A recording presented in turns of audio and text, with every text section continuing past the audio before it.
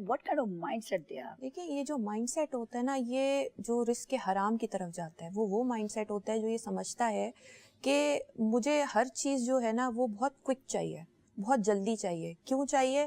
اس کو انگریزی میں کہتے ہیں انسٹنٹ گریٹیفیکیشن, یعنی کہ جو چیز ہوگی مجھے جلد سے جلد حاصل ہو. حالانکہ رزق حلال میں صبر ہے, صبر کا بہت بڑا کانسیپٹ ہے.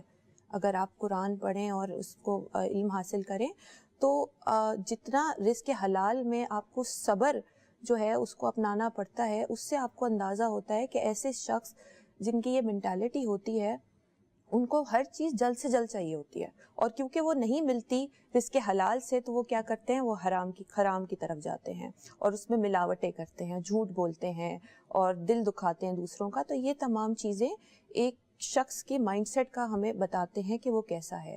دوسری چیز اس میں یہ ہے کہ ہم نے جو دکھاوے کی بات کی, اب سوشل میڈیا کا دور ہے اور اس میں ہر کوئی دکھانا چاہتا ہے کہ میں دوسرے سے بہتر ہوں.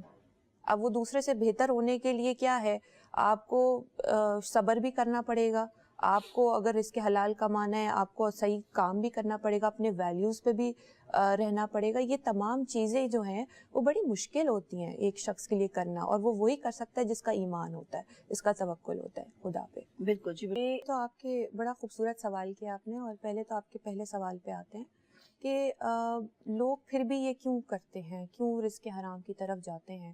دیکھیں زیادہ تر نا یہ سمجھیں اس چیز کو, ہم کہتے ہیں اللہ غفور الرحیم ہے, اللہ معاف کرنے والا ہے.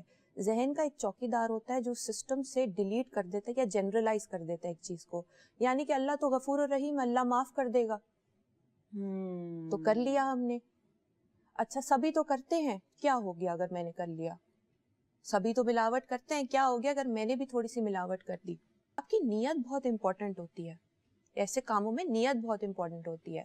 دیکھیں ایک شخص تھا, وہ گزر رہا تھا, اس نے دیکھا مزدور ہیں, پہلے مزدور کے پاس گیا, اس نے کہا کیا کر رہا ہے؟ اس نے کہا کہ میں لکڑی کاٹ رہا ہوں, گھر جاؤں گا تو ظاہر ہے بیوی بچوں کے لیے کما کے لے کے جاؤں گا. اچھا دوسرے اور آگے گیا تو پھر مزدور سے پوچھا تو کیا کر رہا ہے؟ اس نے غصے سے بولا دکھ نہیں رہا, کام کر رہا ہوں میں, لکڑی کاٹ رہا ہوں. اچھا ٹھیک ہے صحیح ہے. وہ تیسرے شخص کے پاس گیا, وہ کہتا ہے تو کیا کر رہا ہے؟ تو وہ مزے سے اپنا کام کر رہا تھا, کہہ رہا تھا وہ میں بس اپنا یہ کام کر رہا ہوں اور دیکھنا کیا خوبصورت بلڈنگ بنے گی, اس کے بعد کیا خوبصورت جو ہے وہ ایک نظارہ دیکھنے کو ملے گا آپ کو. تینوں کام ایک ہی کر رہے تھے لیکن تینوں کی نیت اور رویے میں بہت فرق تھا. میں یہ کہتی ہوں رمضان کا مہینہ ہے, آپ آج بس یہی شروع کر دیں, اس مہینے ہر کام کرنے سے پہلے بسم اللہ کر لیں. خدا کے نام سے جب شروع کریں گے نا, آپ کی نیت صاف ہوگی اور آپ رزق حلال کی طرف جائیں گے, یہ گارنٹی ہے. اور ہر چیز سے پہلے جو میں ایک کام کرتی ہوں وہ یہ ہے کہ میں وضو کر لیتی ہوں. مجھے ٹریننگ پہ جانا ہوتا ہے, پہلے وضو کر لیتی ہوں, 2 نفل پڑھ لیتی ہوں, یا ویسے ہی وضو کر کے چلی گئی. تو اس سے یہ نیت جب صاف ہوتی ہے نا, کام میں مزہ بھی آتا ہے اور سکون بہت ہوتا ہے. جو ہم بات کر رہے ہیں نا کہ اتنے لوگ, کیا وجہ ہے کہ اتنی بے سکونی کیوں ہے؟ بڑے بڑے گھر ہیں ہمارے پاس, اچھے خاصے میٹرس ہیں, مطلب ہونا تو چاہیے سکون, لیکن دلوں میں سکون نہیں ہے. تو یہ کیوں نہیں ہے؟ کیونکہ کہیں نہ کہیں دل میں ملال ہے, کہیں نہ کہیں آپ بے سکونی آپ کی اس لیے ہے کیونکہ کہیں نہ کہیں کسی کا دل دکھا رہے ہیں, کہیں نہ کہیں آپ لوگ ملاوٹیں کر رہے ہیں. بالکل, تو یہ اس سے جڑی ہوئی ہوتی ہے. بالکل بالکل. دیکھیں اصل میں نا یہ دیکھیں, جب ہم جو بھی ایک شخص ہوتا ہے اس کی جو سوچ کی بنیاد ہوتی ہے نا وہ اس کے ماحولیات سے بنتی ہے, یعنی کہ اس کے ماں باپ, اس کے ٹیچر, اس کے دوست, ان سب چیزوں سے اس کی ایک سوچ کی شروعات ہوتی ہے. اور جو بچہ ہے نا وہ اس کو سکھا کے یا بتا کے وہ نہیں سیکھتا, وہ دیکھ کے سیکھتا ہے. اگر ماں باپ جھوٹ بولتے ہیں, سگنل توڑتے ہیں, ملاوٹیں کرتے ہیں تو بچہ کرے گا, ٹھیک ہے, جب تک اس کو کوئی ہدایت یا کوئی سیدھا راستہ دکھانے والا یا خود سمجھنے والا نہ ہو وہ.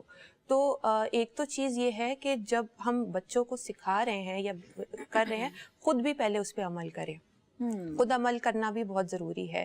بچہ دیکھ کے زیادہ سیکھے گا بجائے اس کے اس کو بتا کے. دوسری چیز یہاں پہ بہت امپورٹنٹ ہے کہ بچے کے اندر نا ایک ایلیمنٹ ڈالنا چاہیے ایز ایڈلٹس اور ہم لوگ, وہ یہ ہے شکر کا.